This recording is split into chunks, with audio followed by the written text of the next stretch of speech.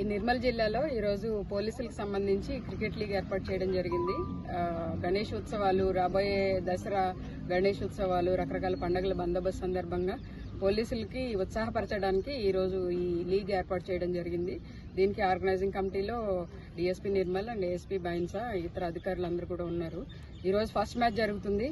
All the best the matches who are playing cricket today. All the best, good luck.